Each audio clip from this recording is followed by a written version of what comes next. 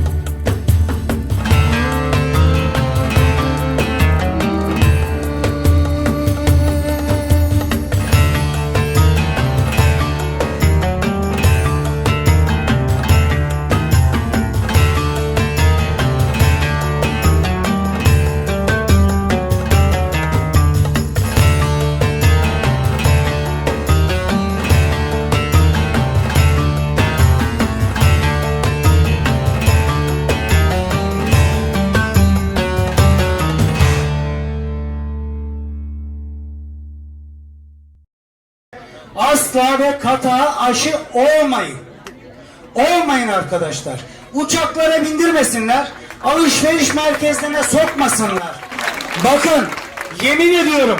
Vallahi de, billahi de, tillahi de bir sene sonra, en geç bir sene sonra bu kararlarından vazgeçin. 2 gün önce veya dünkü bir televizyon programında oğlum dedi aşı olmadı. Niye olmadı? Benim oğlum elverişli değil.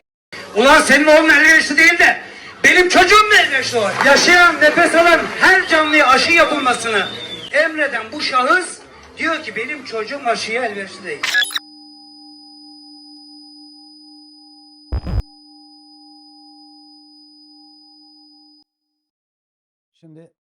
During the pandemic, when vaccines came to the agenda, one of these was the mRNA vaccine, meaning a vaccine developed using mRNA technology. As soon as this news spread, my first reaction, I was only on Facebook at that time, was to write several articles for my friends about vaccines. What a vaccine is, what it is not, live vaccines, inactivated vaccines, various types, their features, effects, and potency. Later, Facebook banned all of them. Not only banned, but also penalized those who shared these articles. Yet they were scientific writings. Eventually I mentioned mRNA. I said it was very dangerous. At that time, no one in the world had ever been vaccinated with mRNA. It was extremely risky. Why risky? I explained. That's why I said it was dangerous. Years ago, we had researched mRNA in this way. Could we use mRNA to achieve something in brain tumors or spinal cord injuries for repair purposes? Could we achieve development? Could we gain some clue? I am particularly sensitive to spinal cord paralysis due to my profession. I know very well because we studied it. This mRNA vaccine had completed all its trials, Phase 1, Phase 2, Phase 3, and had obtained approval. Yet, despite this approval, in Phase 4, meaning when it started to be used in the population, serious side effects caused its approval to be revoked, and it was withdrawn from the market. At that time, this technology had been used for the HPV vaccine developed for cervical cancer. However, the prospectus of the next approved vaccine had to explicitly state in bold letters under side effects that carcinogenic and teratogenic effects may occur. Carcinogenic means it can cause cancer. Teratogenic means it can cause damage, affecting the overall development of a fetus. I'm trying to translate this as clearly as possible. These things were buried in the dusty pages of history, yet now mass vaccination is being done using mRNA with the same technology. There has been no change in the technology, delivering mRNA hidden inside another virus capsule into the body. Moderna and Pfizer encapsulate mRNA in a lipid nanoparticle, which then enters the cell. The principle is the same, only the delivery route differs. Some travel by plane, others by train. But the passenger inside is the same, the messenger RNA. Once inside the cell, I like to use an analogy. The goal is to produce antibodies against the spike protein of the coronavirus. Imagine it as a sea mine with protrusions. When touched, it detonates. Or think of an airplane gangway. When a plane docks, a gangway extends so passengers can enter the airport. The spike is like that gangway. When the plane docks, the gangway delivers the passengers, the mRNA, into the cell.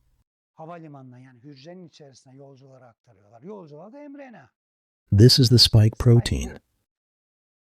For the first time in history, humanity designed an artificial synthetic mRNA and placed it inside a tiny droplet of fat, a lipid bubble. Because our own cells are also like tiny fat droplets, fat dissolves in fat, as we say in chemistry. This was then injected into people. But doing this without really studying it in depth was very risky.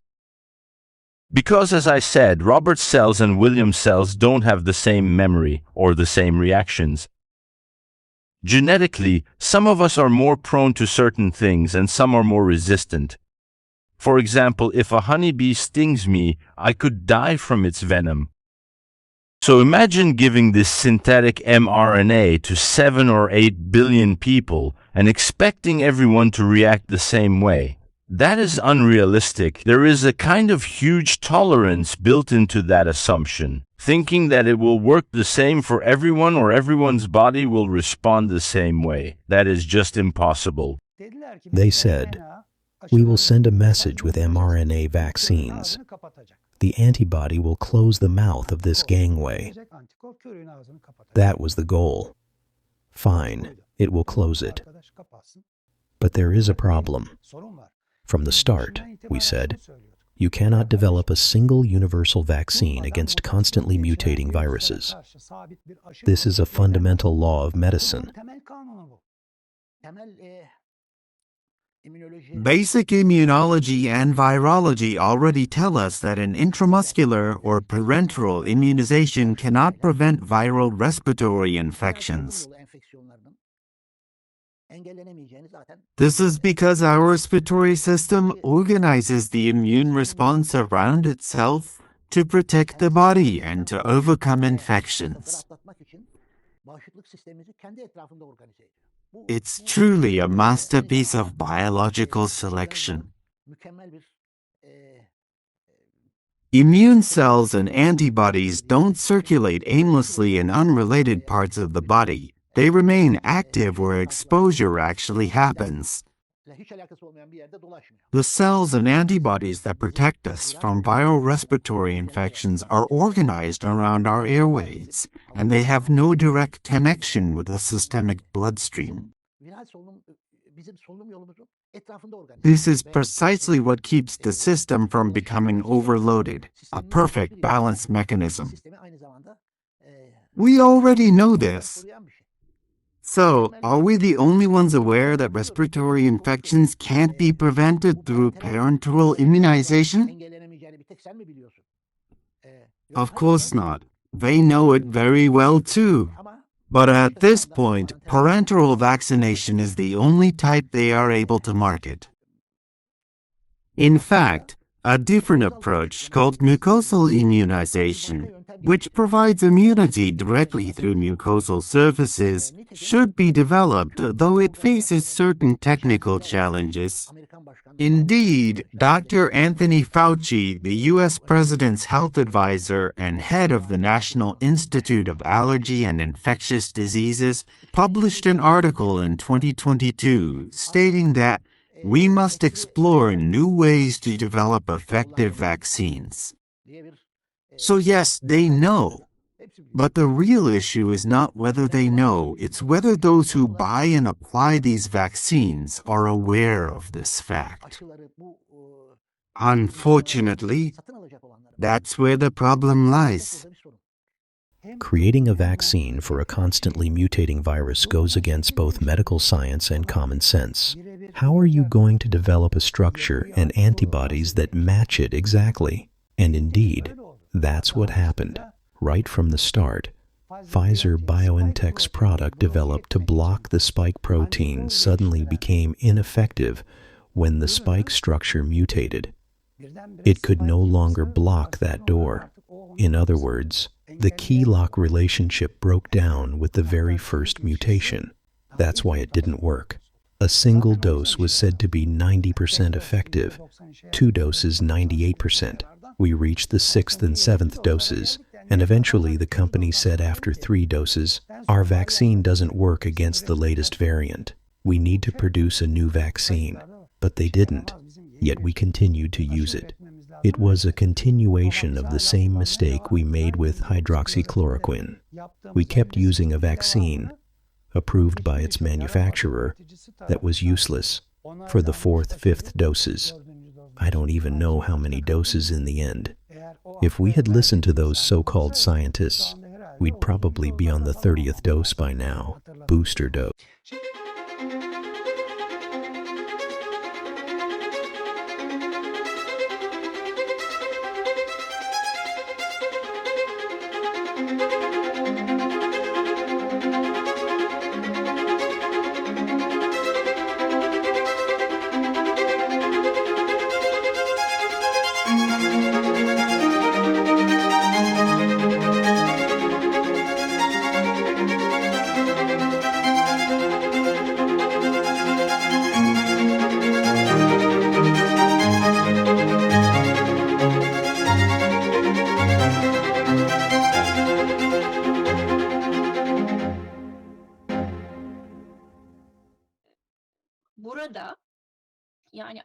Here, in America, within a large group, we painfully discussed this in closed Zoom meetings. Because the moment you speak up, your license is taken away and you lose your job. But I also have loved ones in my country, and there is a great threat. I also have scientific reasons. Expressing that this vaccine should not be applied to everyone was my duty as a Turkish citizen for Turkey. Beyond that, it was a duty to humanity.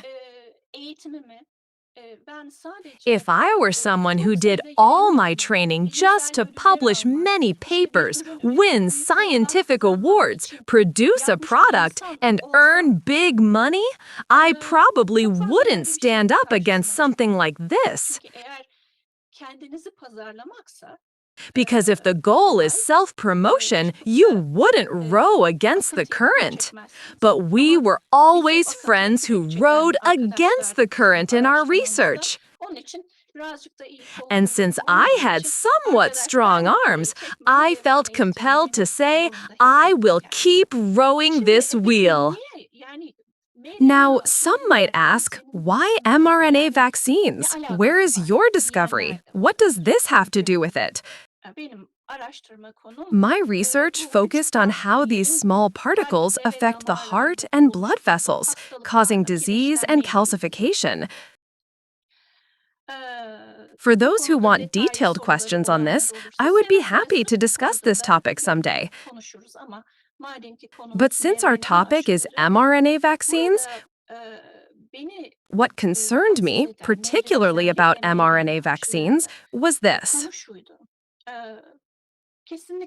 I am definitely not anti-vaccine. Let me say that clearly. I think vaccines are truly an amazing discovery. Can you imagine? You tell the memory cells in the body, recognize this in small amounts. This is your enemy. If the body encounters it more in the future, get your soldiers ready. Truly, vaccines are one of medicine's greatest inventions.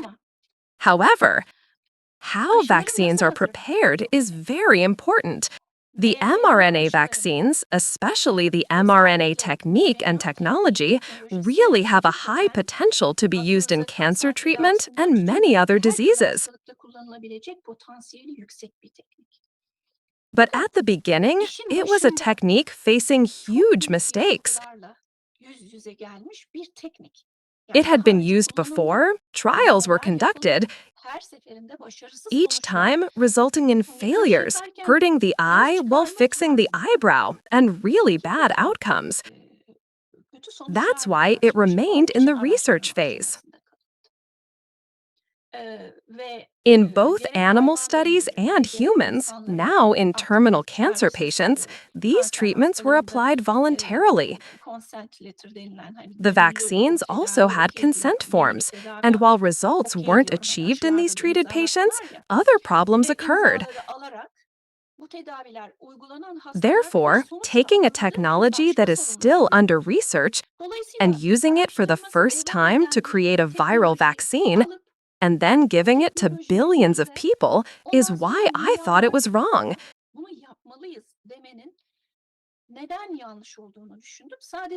Yes, there is a pandemic, but there is no time. I will say something outside the debate of vaccines need to be applied immediately. The antigen used, that is, the task assigned to the mRNA, goes into the body. The virus's spike protein, the spike proteins themselves, are toxic and can cause a lot of pathological problems. In other words, you are not telling the body, recognize this, but rather make these proteins. Under the name of vaccination, people are given a genetic element resembling messenger RNA attached to a lipid nanoparticle. This genetic structure is structurally similar to mRNA and encodes a protein that is very similar, though not identical, to the virus's spike protein. This messenger RNA is not exactly the same as the original mRNA. It contains a few small differences. This raises the following concern. If a human cell uses this messenger RNA to produce a protein, will the resulting protein always fold in the same way as the original spike protein? Will it fold like that every time? Some people actually think so. They say it's the spike mRNA. But no, it's not the original spike mRNA. It's a completely modified version of it. They've altered it, modified the ends, added extensions, and it contains about 4,000 letters. Roughly 25% of those letters were changed. For example, in normal mRNA, there's a base called uracil, which doesn't exist in DNA, and they replaced all those uracils with a modified version of uracil. The reason for that was to make the mRNA last longer inside the cell, to extend its lifespan so it can produce more protein at the ribosomes and keep doing so for a longer time. After the vaccine is administered, mRNA vaccines I compare it to something everyone can understand. Think of a car.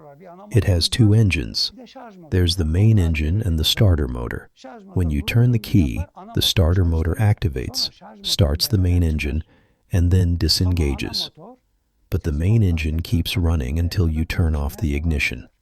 That's how mRNA vaccines work. You get the shot, and then inside the body, a kind of motor starts running, producing antibodies.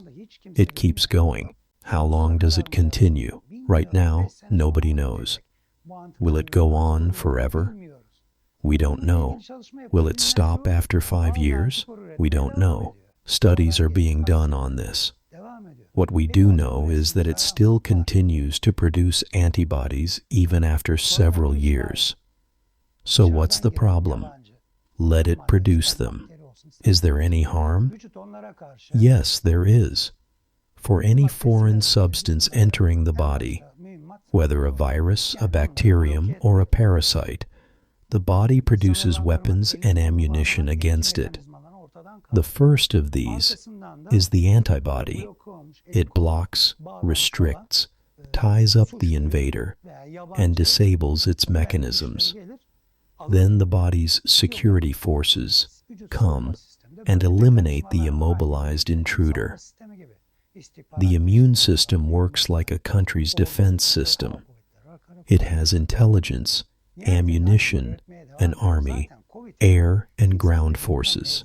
Eventually, the body keeps producing antibodies. In fact, the damage caused by COVID in the human body is not actually due to the virus itself. The real cause of the damage is the antibodies that the body produces to block COVID. In other words, while trying to destroy the enemy, it also destroys civilians. It's just like what we see in wars today. You target enemy soldiers positioned somewhere. You launch a missile, and yes, the enemy soldiers die, but there are civilian casualties too. Similarly, during this internal battle, there are civilian casualties in the body, and sometimes the immune system completely loses its bearings. If you'll pardon the expression, it becomes confused. Instead of attacking the enemy, it starts attacking its own people. Are mRNA vaccines turning our immune system against our own cells? In other words, is our own body betraying us? mRNA vaccines teach our body to produce a piece of the virus. But what if, in the process, our immune system starts seeing our own tissues as the enemy? Wouldn't this open the door to the terrifying scenario we call autoimmune diseases? From a philosophical perspective, this challenges modern medicine's approach to interfering with nature and the body. When we program a system from the outside, are we risking permanently disturbing its internal balance? How ironic is it that an intervention meant for health could turn the body's own defense mechanisms into a tool of destruction? These questions are not just for scientists, they are questions each of us should consider. For the sake of our bodies, our health, and our future, how seriously are we questioning these risks?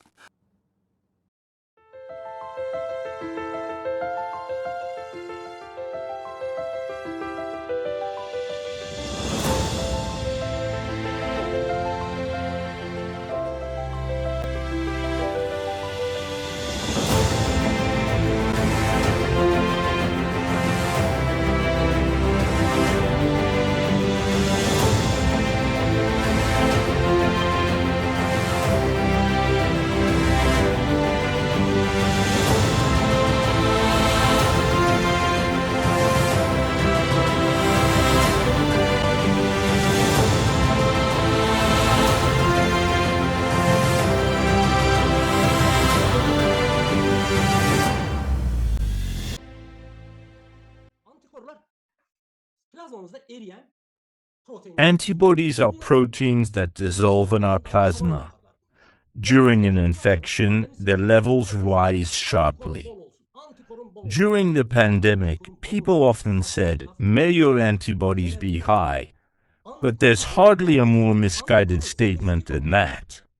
The issue isn't having many antibodies, it's having specific ones. Random, aimless antibodies attacking anything in sight are like landmines. What truly matters are the antibodies that specifically neutralize the virus. Once the body clears the virus, those antibodies drop back to a baseline minimal level. Living with constantly high antibody levels is harmful. It usually means something is wrong in the body, a viral, bacterial, parasitic, fungal infection, or even cancer. That's because the immune system, especially plasma B cells, keeps producing and pumping antibodies into the blood and tissues. However, if high antibody levels become chronic, the immune system becomes overactive, leading to autoimmune reactions where antibodies start attacking your own tissues. These aren't just antibodies that recognize a virus, they can attach themselves to any organ or cell. When an antibody binds to something, it sends a signal: this substance is foreign. The antibodies coat that target and tell the immune system, "Come destroy this." Then phagocytic cells, innate immune cells, arrive, surround the target, a virus, protein, or toxin, and swallow it along with the antibodies. But in some cases, a dangerous cycle begins.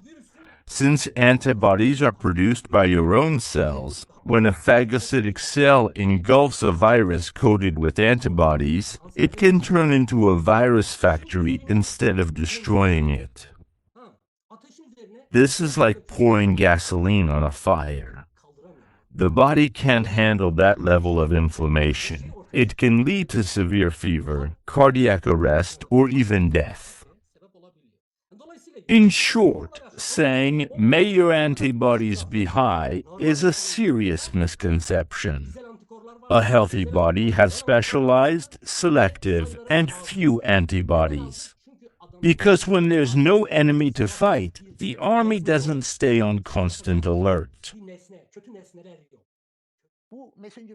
This messenger RNA-like structure has the potential for human cells to produce many different proteins. Scientists who are well-versed in this topic have already documented, explained, and demonstrated it. Let's say the cell produces only the spike protein. The functional property of a protein is not solely determined by its sequence.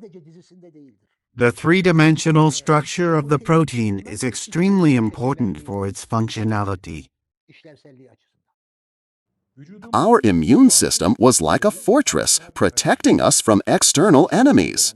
But now the most loyal soldiers of this fortress have begun attacking their own walls, their own people. This is nothing short of a philosophical tragedy. Imagine an army that has fought for years against external enemies, winning battle after battle. But one day, by the command of its general, it starts setting its own city on fire, targeting its own citizens. This is exactly what autoimmune diseases represent. The body's smartest defense mechanisms seeing its own cells, its own organs as foreign or threatening. This forces us into the deeper philosophy of the body. Is the body merely flesh and bone, or is it conscious? Does it possess an inner intelligence that can be turned against itself? This tragic paradox reminds us how complex and fragile life and existence are. The internal war within our bodies may even reflect humanity's self-inflicted damage on a microcosmic scale. What then lies behind this war against ourselves?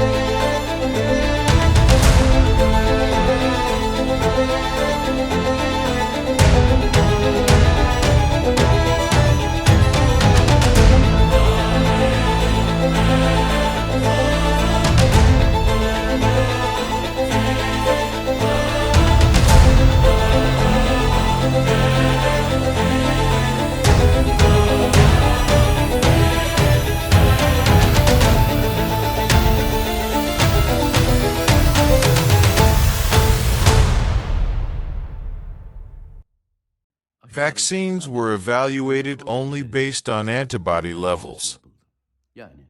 You might remember how everyone started saying things like, "May your antibodies be strong."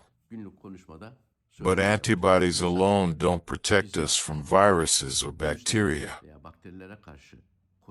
There's something called cellular immunity and also local immunity. When a virus enters the body, it's that local immunity that catches it right away and attacks it. A vaccine injected into the arm can't possibly create local immunity. So all those claims that vaccines would prevent infection or stop the spread, they were simply made up. It was also said that these vaccines would stay only at the injection site, that they wouldn't reach other organs, and that they would disappear from the body very quickly. None of that was true. Later research showed that the vaccine didn't stay where it was injected. It spread to the heart, the brain, the kidneys, the liver, basically everywhere in the body. It wasn't cleared quickly either. It stayed in the bloodstream for months. Vaccines were presented as if they were highly effective, that they would stop infection and prevent outbreaks. But it was never realistic for something injected into the arm to stop a respiratory pandemic. And remember, coronaviruses are respiratory viruses that constantly mutate. The virus you catch isn't genetically identical to the one you spread by coughing or sneezing. These viruses mutate inside your body as well. So developing a vaccine against a constantly mutating respiratory virus, that just doesn't make sense logically or scientifically. Logically, at first it seemed completely wrong. Maybe it wasn't wrong. It might have just appeared wrong initially. That's how science works. You might think, this is completely off, but later realize it actually worked perfectly. But that wasn't the case here. From the very beginning, the initial mistake was not acknowledged. And the interesting part is that Pfizer, the company behind the core technology of BioNTech and Moderna vaccines, because the mRNA vaccine group was initiated with Pfizer's push, naturally set the rules. They said, we conducted scientific research, and based on these studies, we are submitting a report to the FDA to obtain approval. This is the dosage we used, and these are the results we obtained. However, the interesting part is that the dose submitted to the FDA was not the same as the dose administered to the public. Other studies showed that different doses were applied in different countries. Maybe it should vary by country. I can understand that. By age, I can understand that. By sex or hormones, I can understand that too. But according to your report, how did you determine this dosage? When harmful agents enter your body, the cells in your immune memory that produce antibodies are already prepared. All of these cells originate in the bone marrow. All of our immune cells, whether part of natural or acquired immunity, come from the bone marrow. Most of these cells lie dormant, waiting silently. These are called long-lived memory cells, which include both T cells and B cells. When a virus or bacteria enters the body, these long-lived memory cells are quickly activated. They are few in number but highly effective. These cells transform into plasma cells, a type of short-lived B cell, and begin producing antibodies rapidly. Plasma cells fill up with antibodies, inflate, and release them into the bloodstream. Why? Because there is an active infection. However, once the infection ends, these antibody levels need to return to normal.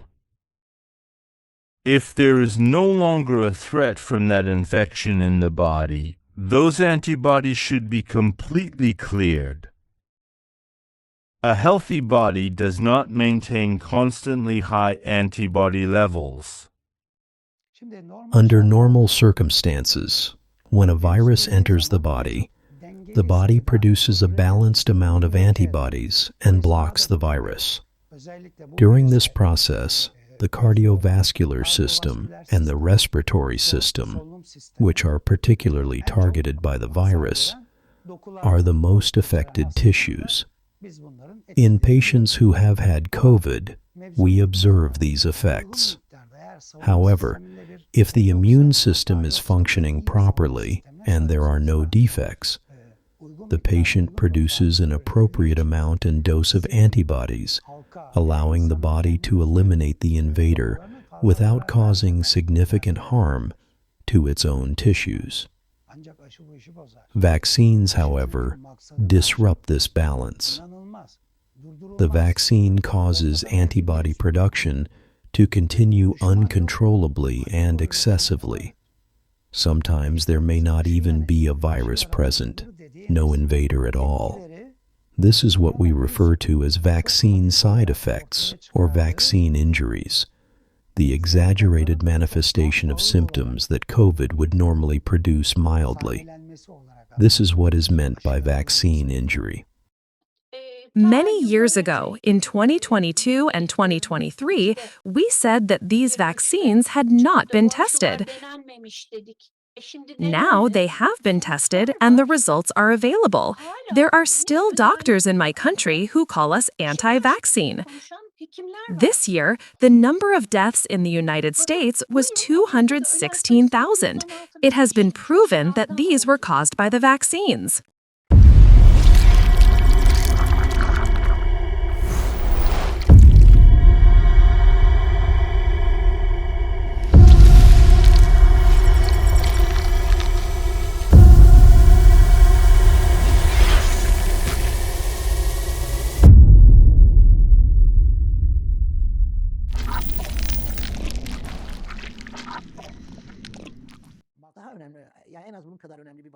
A more significant problem is that during production, a circular DNA structure called a plasmid is used as a platform.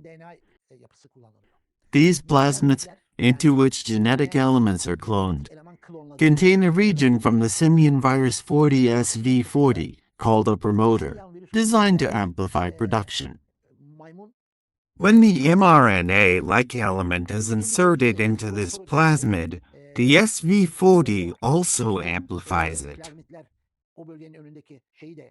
The plasmid is then partially removed during purification using DNases.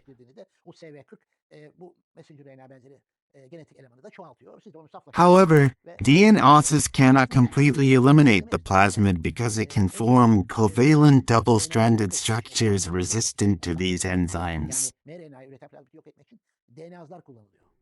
As a result, it has been clearly shown that mRNA vaccines contain plasmid fragments.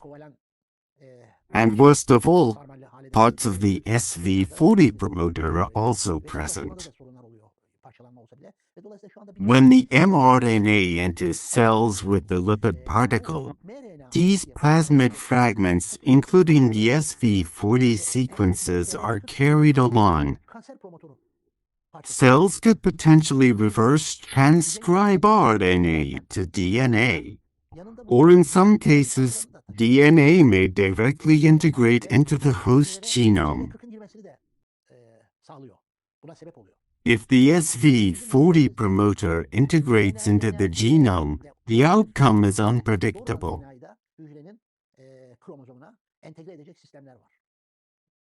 There are concerns that some cancer-related or tumor suppressor genes could be suppressed, potentially leading to aggressive cancers, although this has not yet been proven. In summary, cardiovascular diseases, clotting disorders, and cancer are three major complications that could theoretically arise from the delivery of lipid-associated DNA and RNA.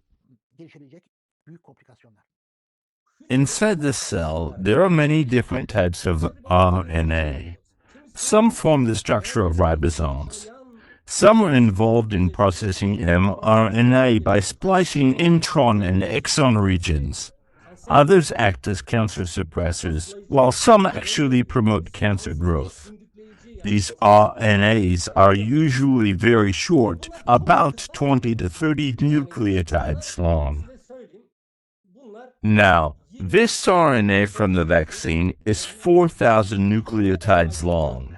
Let's say it gets broken down, as vaccine companies claim. It might be fragmented into pieces of 150, 20, or 30 nucleotides. But even these small fragments can have their own activity inside the cell. They can enter specific organelles, interact with proteins or enzymes, and potentially create effects within the cell. These studies on fragment activity inside cells were never conducted. It has been clearly shown that substances associated with lipid particles distribute throughout the body. There is no debate about this. More importantly, these lipid particles also facilitate the entry of the carried element, a genetic component, into cells. Our cells naturally have lipid permeability as a structural feature. Indeed, post-mortem studies on people who died after mRNA vaccine administration, particularly those who died of myocarditis, have shown spike protein production in the heart muscle. This demonstrates that mRNA can enter heart tissue. At this point, there is essentially no significant question about this. It may remain unclear to those unfamiliar with the research, but for those who understand the topic, it is now a settled matter. Excessive, unnecessary, abnormal antibody production beyond its purpose. If there isn't even a proper virus present, what will these antibodies attack? The cardiovascular system, the respiratory system, the reproductive system. all systems you can think of. The first side effect officially acknowledged by vaccine manufacturers, which they initially denied for a long time but accepted after going to court, is myocarditis, inflammation of the heart muscle, sudden deaths on the spot, right before our eyes, on the field while playing football, collapsing like a tree. These deaths are linked to cardiomyopathy, specifically myocarditis, sudden cardiac arrest. The first signs of this are disturbances in heart rhythm. The public refers to it as heart skipping. It feels like a hollow space inside with each skipped beat. Sometimes the rhythm is so disrupted that the patient can notice it. Under normal conditions, a person does not hear the sound of their own heartbeat. If they start hearing it, there is a problem. There is a rhythm problem in the heart. The rise in heart attacks associated with mRNA vaccines, especially the sudden deaths among young people, is not just a statistic. Each case leaves behind devastated families and unanswered questions, a tragic reality in itself. Remember, in the early days of the pandemic, these vaccines were presented as saviors. But over time, sudden cardiac events among young people began to rise. Were these deaths simply medical anomalies or part of a larger story? The most tragic aspect is the young lives lost and the silence that followed from both media and political spheres. Media often framed these deaths as long-term effects of COVID or as unknown syndromes. Yet we know that heart attacks are rare in otherwise healthy young individuals. Does this silence truly explain what happened, or was an attempt to obscure a disturbing reality unfolding before us? This situation raises fundamental questions about ethical responsibility and the misuse of power. On one hand, we are expected to place absolute trust in science and authority. On the other, why are the potential negative consequences of that power so rarely questioned? Why are the outcomes of an intervention with an understood cost so easily ignored? Our belief in the sanctity of life is shaken. Were these young lives, their stolen futures, just numbers in a spreadsheet? Could the indifference of media and political spheres signal a deeper erosion of respect for life and human fragility? The answers to these questions depend not only on scientific data, but on our conscience and how much we uphold human values. Could the true cause of these deaths be far darker than we ever imagined? Demiyoruz ki mRNA aşısı olan her insan şak diye ölür. Depopülasyon.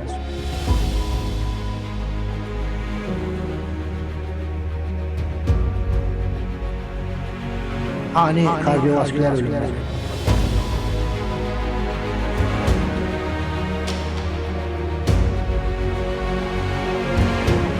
Öjenik hareketler var.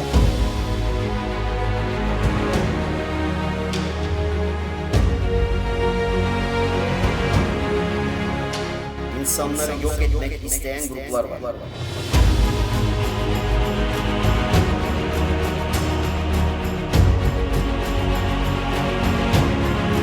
Ülke değişik dostlar.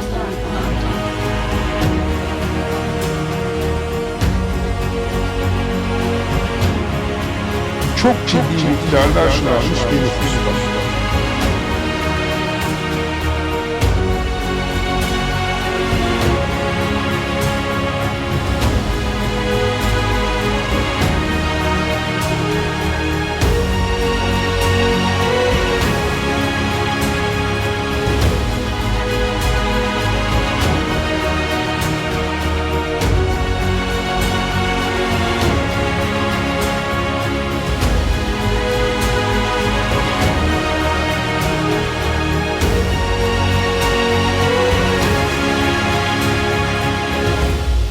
O döngü sayısını arttırırsanız her şey pozitif olursunuz.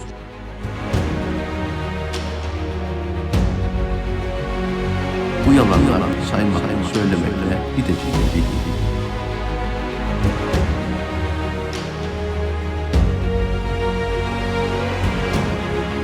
Depopülasyon.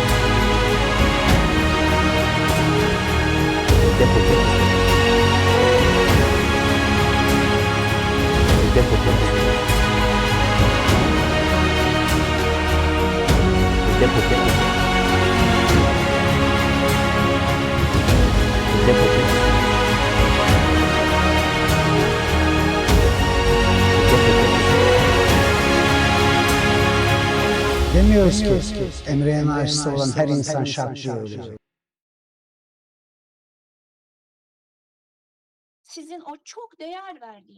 You know that many of the journals you highly value, such as the Lancet, New England Journal of Medicine, and JAMA, have a large portion of their budgets supported by pharmaceutical companies.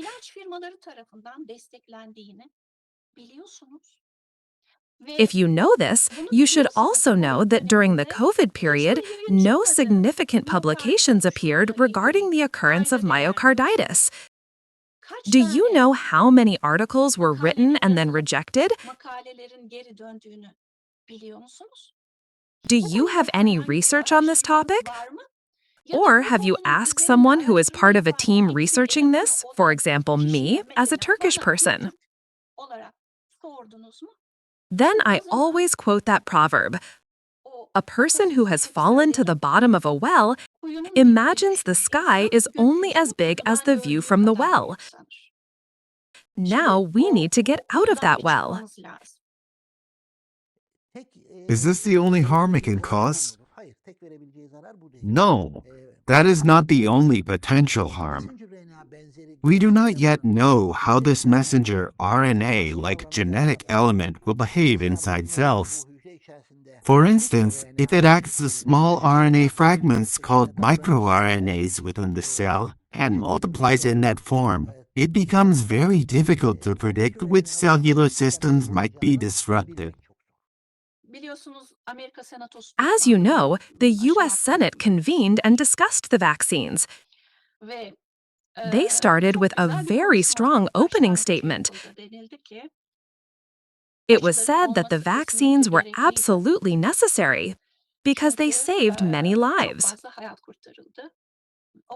According to my notes, one of the senators said 3 million deaths were prevented by vaccines, 18 million hospitalizations were avoided, trillions of dollars were saved, the economy recovered easily. After all this was explained, the senator added, "So please don't come to me now and say these vaccines shouldn't have existed." What came out afterward was very interesting. The figures provided, 3 million people saved from death, 18 million hospitalizations avoided, apparently originated from a blog post. In other words, a doctor presented this so convincingly in a Senate meeting, and when I heard the numbers, I believed them. But later, other defenders said, these numbers came from a blog. They are completely made up. There's no data to support them. Interestingly, these figures were also circulated worldwide and presented as facts. My advice to people is this. If you have concerns about this so-called vaccine, you should definitely see a cardiovascular specialist, a heart and vascular doctor, a cardiologist, or a cardiovascular surgeon, and get the necessary checkups. What's the second one? It's something else acknowledged by the manufacturer and included in the package inserts: myocarditis. This is the cause of the sudden deaths I mentioned earlier. It's very common, especially among young people. If I'm not mistaken, a study conducted in Great Britain found that the rate of vaccine-related myocarditis in the young population increased from 1 in 1,000 to 11 in 1,000. It increased 11-fold among young people. But people think, well, we got vaccinated too, nothing happened to us.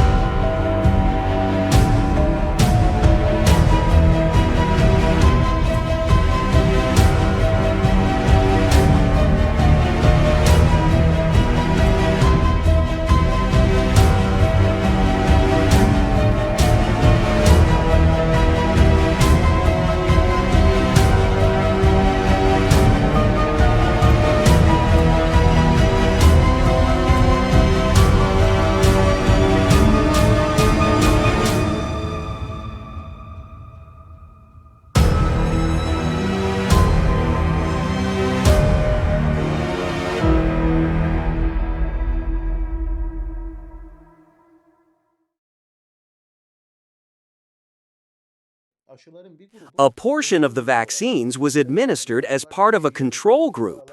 If you notice, the vaccines were distributed with specific numbers assigned to each person. This means some belong to the control group while others received the chemically active vaccine.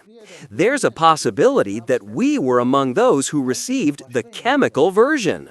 So, what should be done? The way an illness manifests is unique to each person because our DNA is unique. Therefore, everyone may respond differently.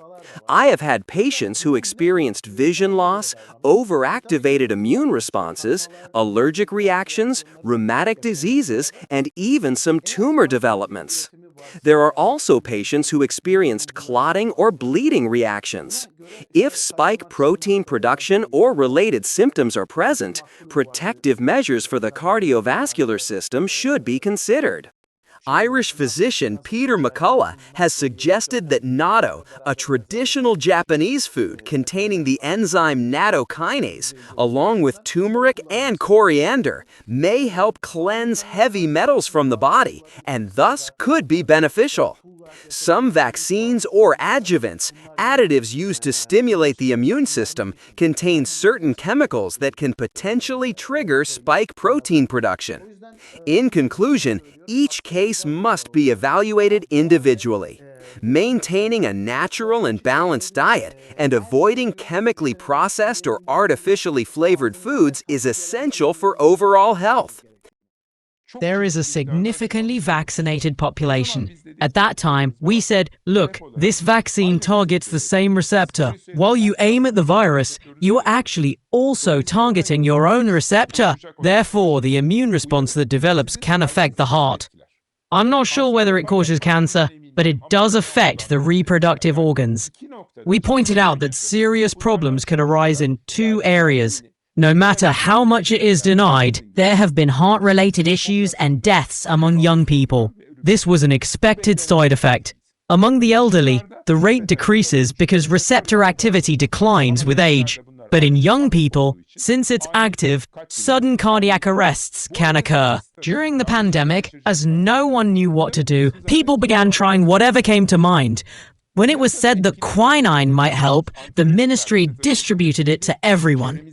But many people experienced serious heart problems related to those drugs. If you impose something unknown on a person who has no symptoms, the consequences can be severe. There were also antibiotics thought to have potential antiviral effects. The general rule is that antibiotics don't work on viruses. But in reality, some do have antiviral properties. We bought a few boxes to keep on hand, but the next day, they were banned. Everything thought to be possibly effective was put under controlled sale. It was already unclear how effective antivirals were. In the end, they came to the point of saying, we've produced this vaccine, especially the mRNA vaccine. This type of vaccine was applied worldwide for the first time during this pandemic. It was promoted because it could be produced quickly, and some people were glorified for that. But no one can guarantee that these individuals won't one day be held responsible for crimes against humanity. Then vaccination became mandatory for everyone. Many people refused it and suffered no harm. But many who got vaccinated still weren't protected against COVID. This was not related to antibody response either. Even my secretary noticed that those who received the mRNA vaccine had no real protection. People with 2 doses started catching COVID again, so they refused to go for the second booster. Intelligent people like them could see it clearly, while some doctors insisted on getting 3 or 5 doses. Some of them developed autoimmune hepatitis, cases that progressed to cirrhosis. Right now, the side effects of the vaccine seem to have decreased, but that's only temporary. If a similar virus emerges again, those who were vaccinated will show a hyperreaction, which can cause much more serious consequences. In fact, the only real way to protect was without putting too much emphasis on masks and distancing to slightly ease things and let society build herd immunity on its own. If society could have reached herd immunity naturally through mild exposure, the outbreak could have been controlled. So far, no society has ever managed to overcome an epidemic without herd immunity. Bu aşılar nüfus azaltma amacıyla mı kullanılıyor? Tarihte büyük güçlerin gizli gündemlerinin her zaman var olduğunu biliyoruz. Bugün biyolojik silahların hızla geliştiği bir çağda bu şüpheleri dile getirmek ve sorgulamak bir komplo teorisi değil, bir zorunluluktur. Sessiz kaldı herkes, bir umut bekledi. Sen konuştun yine, yalanlar ekledi. Her doz bir hataydı, gerçeği gizledi. Kim bilir kaç can bu yüzden tükendi. Gece uzun, yollar karanlık. Verilen sözler oldu hep yarım kalık. Bir gün döner devran, hesap günü gelir. Gerçekler saklanmaz, herkes seni bilir. Kaçsan da zor artık, peşindeyiz hepimiz. Karanlık aydınlanır, söner sahte deniz.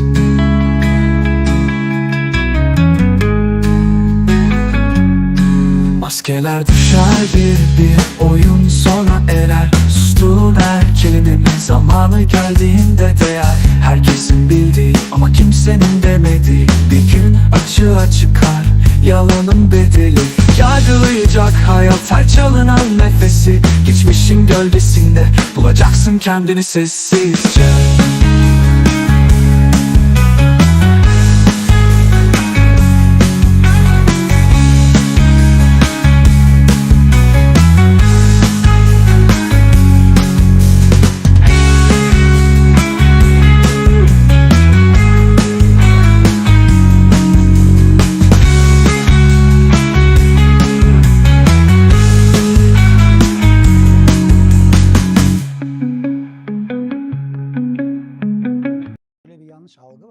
There is a common misconception.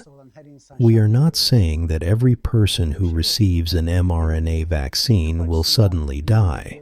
That's not the case. However, if a condition that normally occurs in 1 out of 1,000 people increases to 11 out of 1,000 due to the vaccine, that's a very serious figure. This applies mainly to myocarditis, especially myocarditis observed in younger individuals. We have observed that the side effects of this vaccine appear more frequently in the younger population, those under 60, and less often in those over 60. You might ask, doesn't that sound backwards? No, it actually makes sense, because in people over 60, the immune system reacts in a more controlled and subdued manner.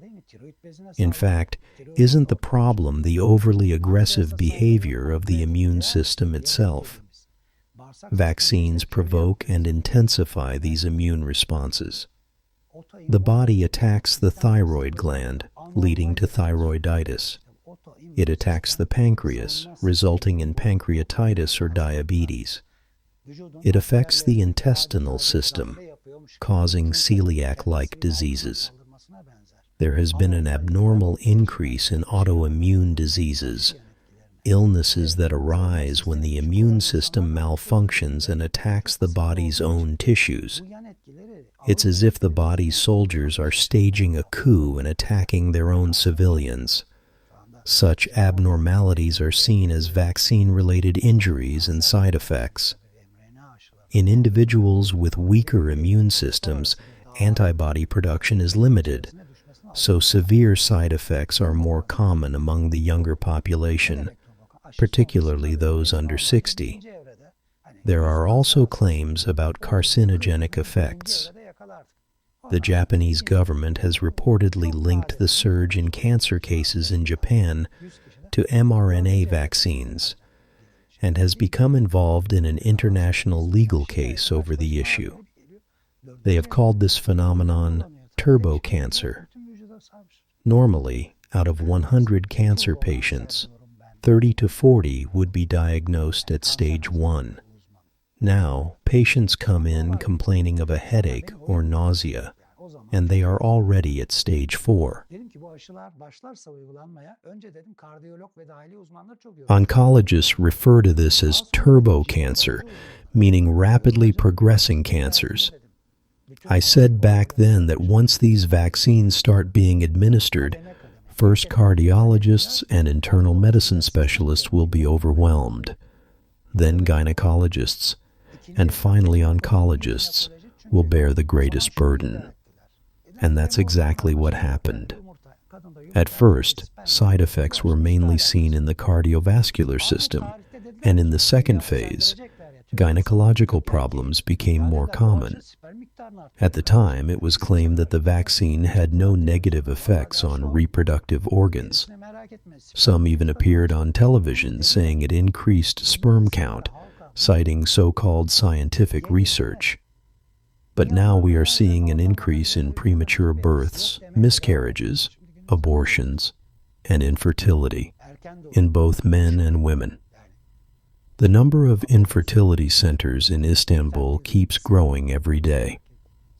Among people in that age group, almost no one is having children naturally anymore without medical assistance. For example, there was a talk by Dr. Jay Weston from Harvard University. I don't remember the exact name. He had published scientifically that generally 12% of pregnant women experience miscarriage, but among those who received the vaccine during the first trimester, 82% experienced miscarriage. This is a very alarming figure. You wouldn't know this number if you didn't read it.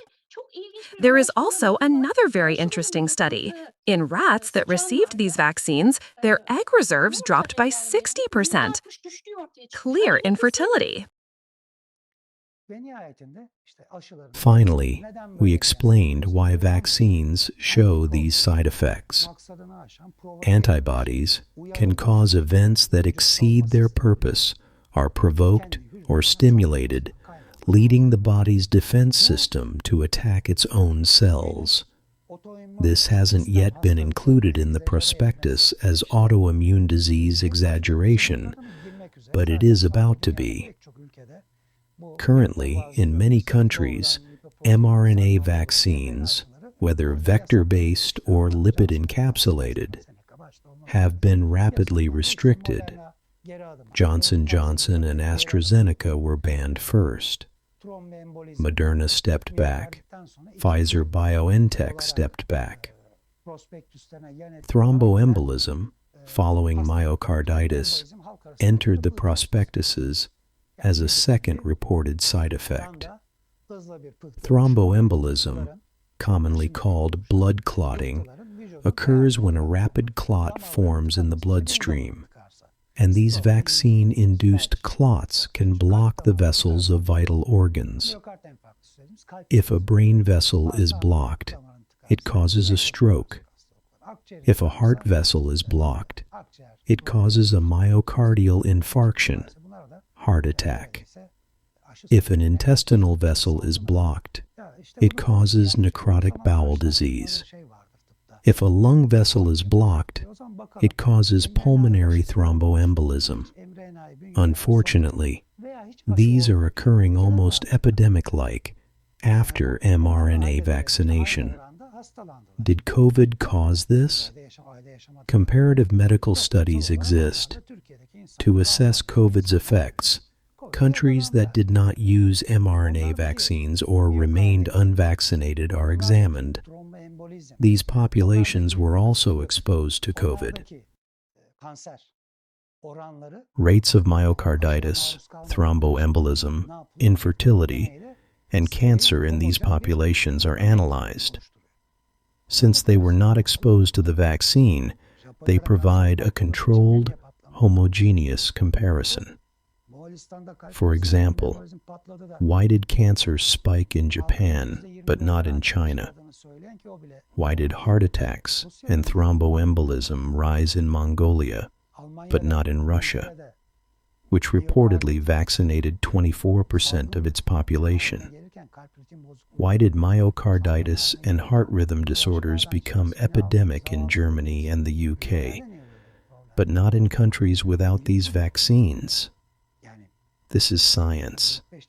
You cannot manage a study with just a few variables. You take a sterile group and a control group of the same type for comparison. Only in this way can you properly test it. This is called a double-blind study. I did it. Others have done it as well. Therefore, myocarditis and thromboembolism have unambiguously been recognized as side effects in the prospectuses of Moderna and Pfizer-BioNTech vaccines. Initially, they were not included. Only minor side effects such as mild redness at the injection site, pain, or slight fatigue were reported. These were not the full scope of side effects. It was claimed that these vaccines had no side effects, and that all they might cause was a little redness, swelling, or itching at the injection site. But today, we know very well that these vaccines have hundreds of side effects. It's been clearly shown through autopsy studies that they can increase blood clotting, cause inflammation of the heart muscle, myocarditis, and inflammation of the heart lining, pericarditis. The companies that produced these vaccines had even made agreements to withhold this information for years. Yet we all now know how serious and, in some cases, deadly these side effects can be. In the early days, we were told that these vaccines could only be stored at -80 degrees Celsius. You might remember that. Then, overnight, without any proper research, it was suddenly announced that they could be safely stored at much higher temperatures, even in a regular refrigerator. After that, the vaccines were distributed in containers that looked like takeaway food boxes at bus stations, handed out almost like street hawkers were selling them. As you can see, the list of lies is endless. The entire world needs to see these mistakes clearly and engrave them into their memory so they can never be forgotten. These wrongs must be continuously highlighted and spoken about. Otherwise, certain people, institutions, or powers, whoever they are, could bring even greater disasters upon us.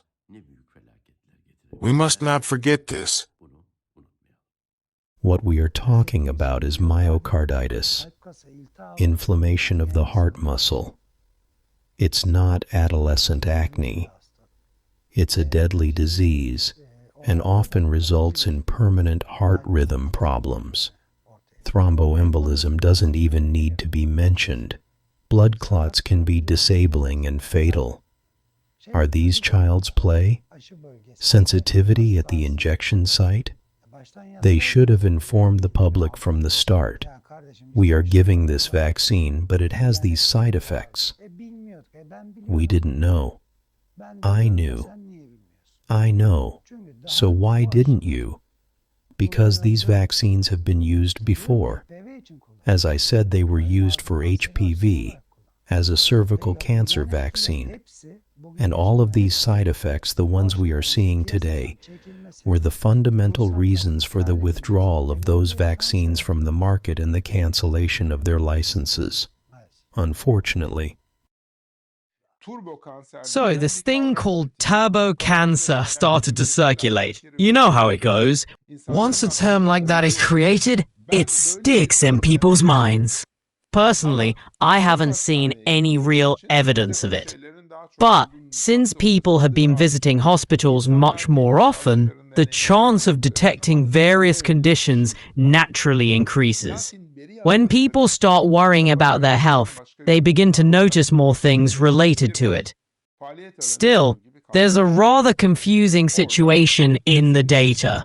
The company that produced the vaccine has now completely shifted its focus to cancer.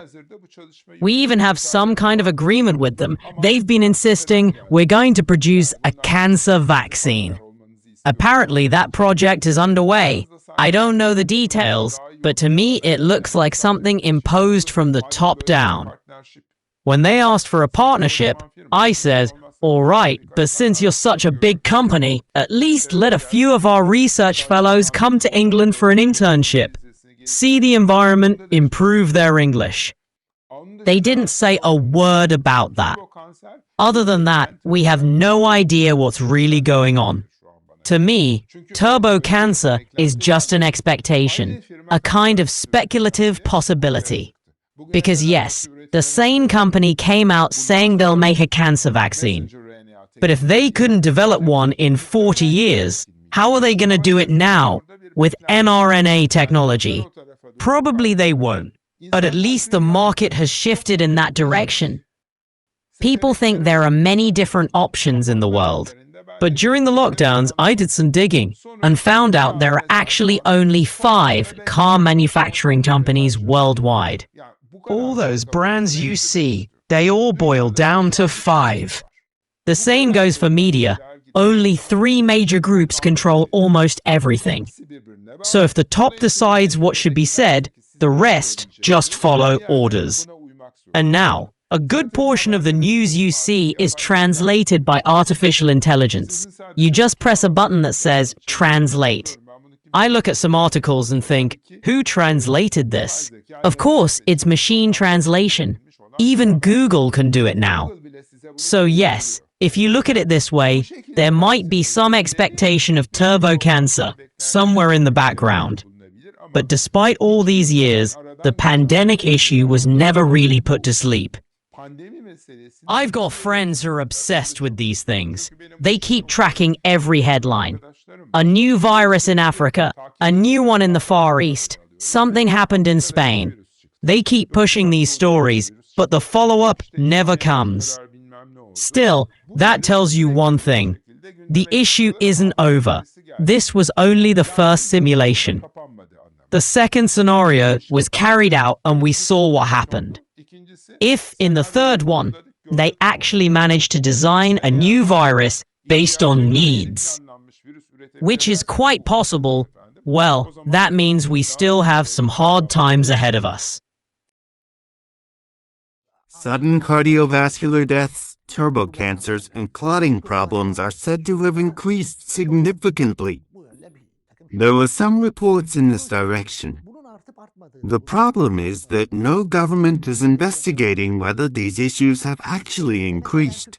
For example, I believe that the Turkish Ministry of Health has this data but does not share it with the public.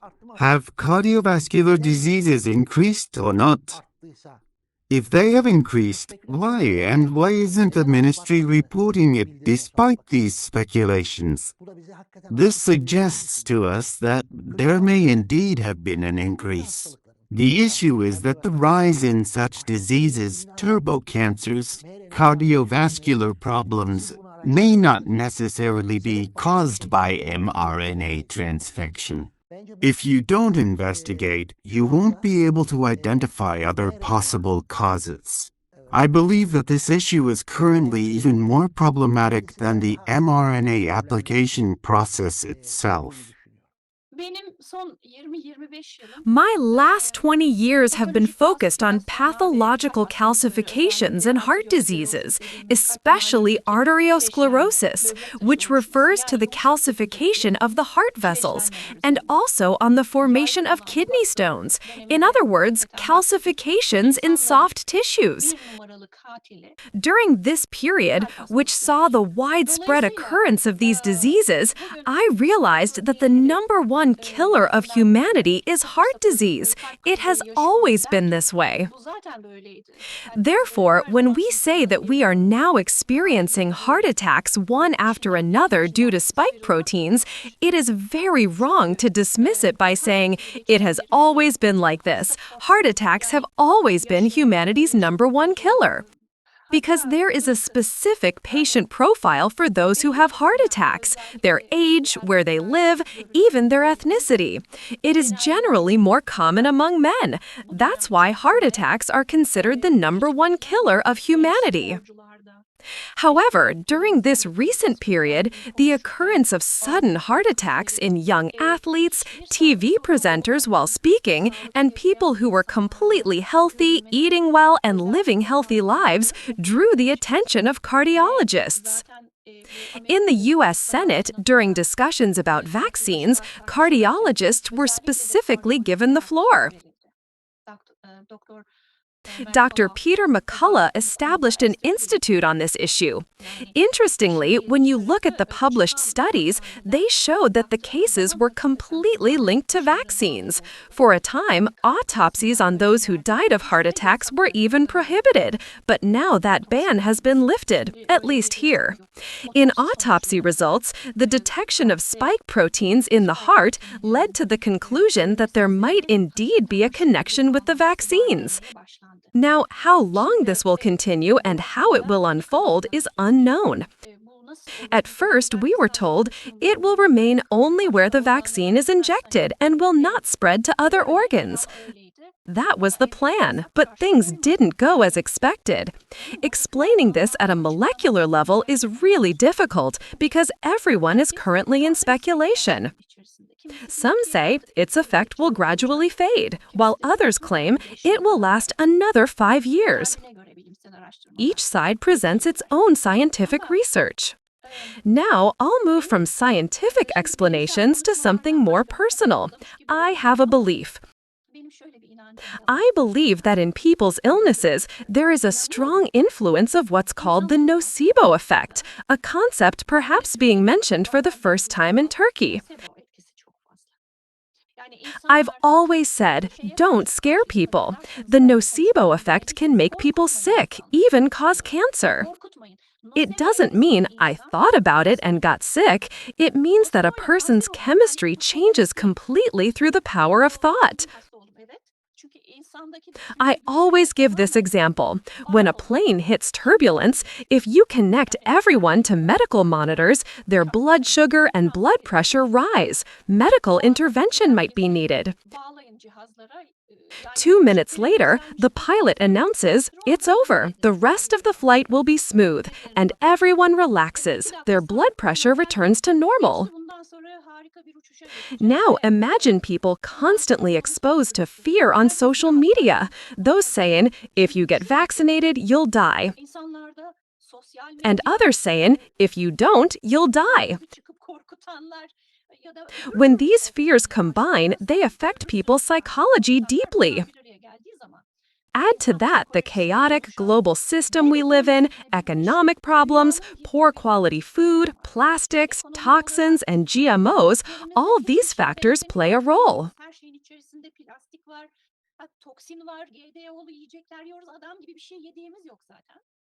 Of course, these factors have an impact, but you cannot explain heart disease simply by pointing to spike proteins found in the hearts of autopsied patients. They may have had an effect, but whether it will continue in 3 or 4 years, only time will tell. If research is supported, maybe we'll find out more.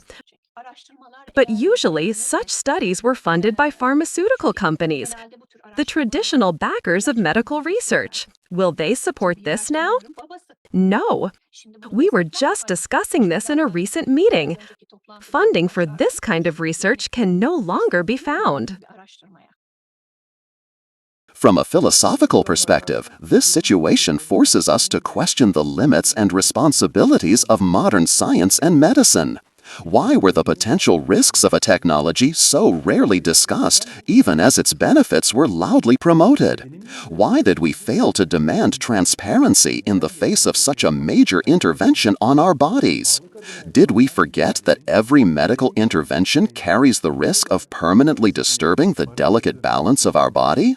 These are not questions only for scientists, they are questions each of us must consider. For the sake of our bodies, our health, and our future, how thoroughly do we examine these potential risks? And to what extent are our inquiries suppressed under the guise of scientific precision or public health?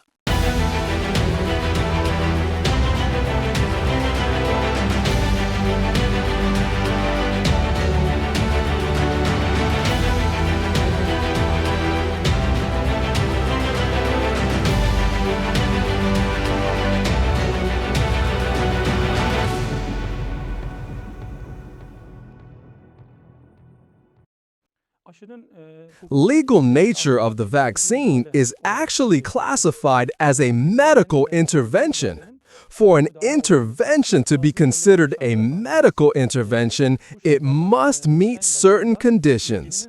The foremost of these conditions is the consent of the individual involved. In other words, when a person applies to a healthcare institution regarding any illness, they must voluntarily consent to the medical intervention. As a procedural requirement, before any medical intervention, the doctor or healthcare personnel performing the procedure must fully inform the patient about all aspects of the intervention. This information should be provided both verbally and in writing, covering the nature of the treatment and any possible side effects in a way that the patient can fully understand.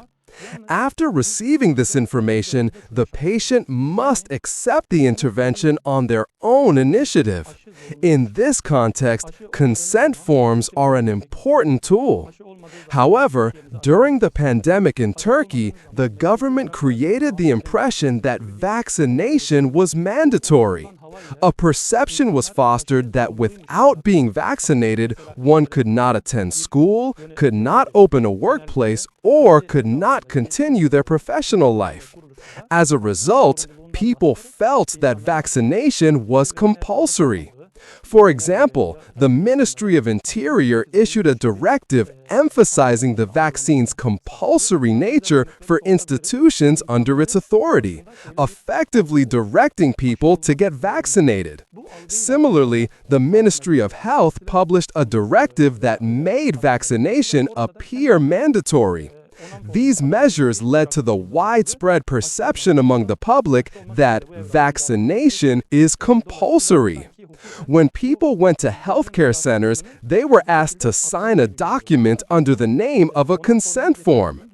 Signing this form was presented as a requirement for vaccination. Although it appeared that the patient's consent was obtained legally, we do not consider these consent forms to be valid. For a consent form to be legally valid, the patient must be informed in a completely objective environment, free from external influence, and must understand that the intervention is at their own discretion, including the right to refuse if they wish. We believe that the consent forms used during the pandemic did not meet these conditions. In a normal rule of law state, after any medical intervention, if a patient suffers from illness, disability, or loss of organ functionality, malpractice lawsuits can be filed. If a patient suffers harm, they can sue, and the court will commission independent investigations and expert reports. Ultimately, if the court rules in favor of the plaintiff, compensation may be awarded. However, especially in cases related to mRNA vaccines, a rigid and predetermined bias has been observed in Turkey and many other countries. Official authorities and courts often operate under the assumption that the vaccine does not cause any problems.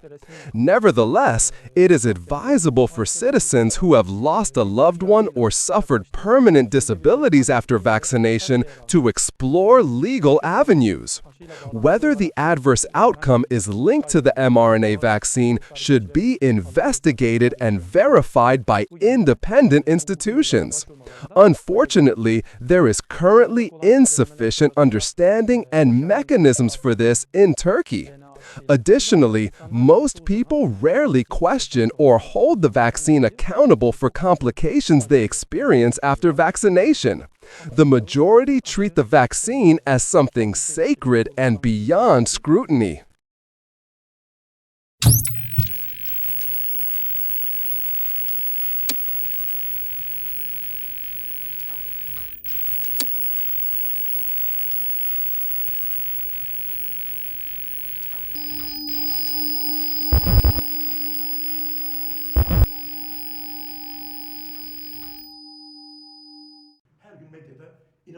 Every day, an incredible number of false news reports appeared in the media. Some of these were supported by faculty members.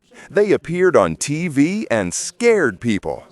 Now, if I were to go out and say, those who received the mRNA vaccine are facing cancer, blood clots, and heart attacks, wouldn't I be doing exactly what they did? Yes, and I don't want to be in that position. There is, however, a way out. Outside of modern chemical medicine, there are methods to help the body return to its natural balance. One of these is acupuncture. I don't personally practice it, but I recommend that people seek physicians who are trained in it. Second, protect yourself from doctors who claim that mRNA vaccines are completely safe.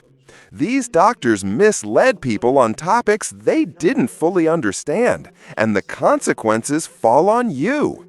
Consider these doctors as credible but misinformed individuals who could unintentionally cause harm, and keep your distance.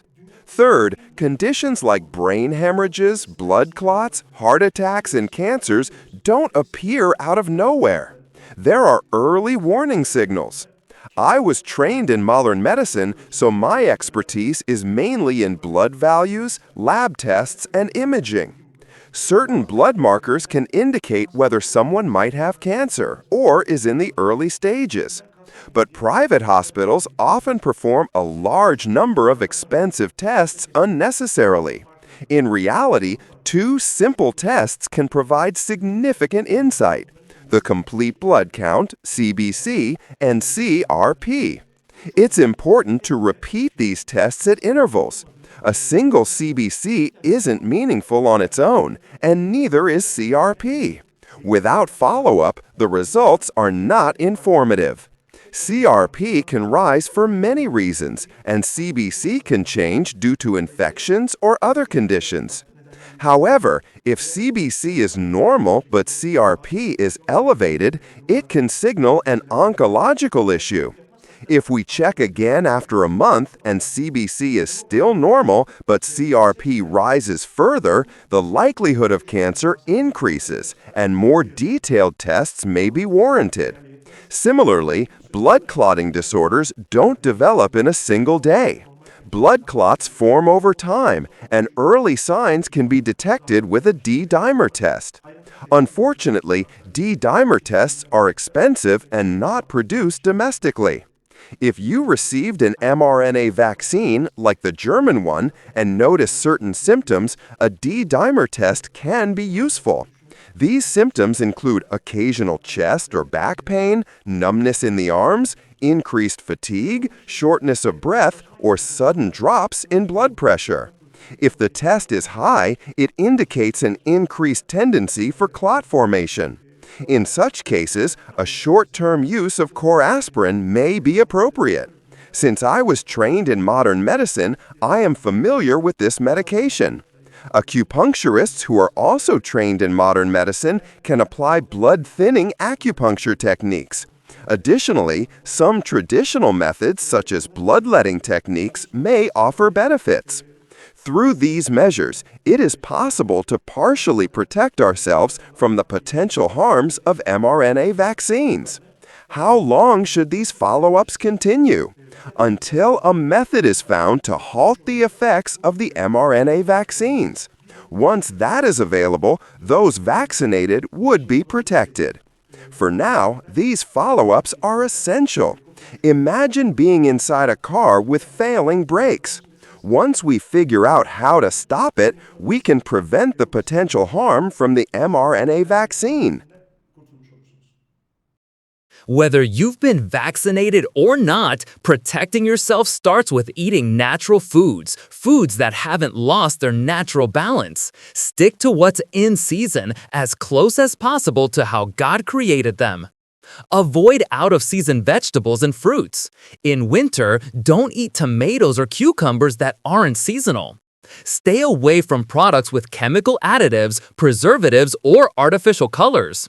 Avoid cosmetics with titanium dioxide, processed foods, and medicines with unnecessary chemicals. Many of these are already known to cause heart problems or even cancer. In short, don't harm yourself. Yes, humans might try to change things in our bodies, but life and death are only in God's hands. From my years working in intensive care, I learned this clearly. When people face life and death up close, they realize one truth. No matter what we do, only God decides who lives and who dies. So, in light of everything that's happened, how do you now assess your trust in your own body and in medical authorities? When the next health crisis comes, will we have the courage to ask the same questions, or will we continue to bow without question?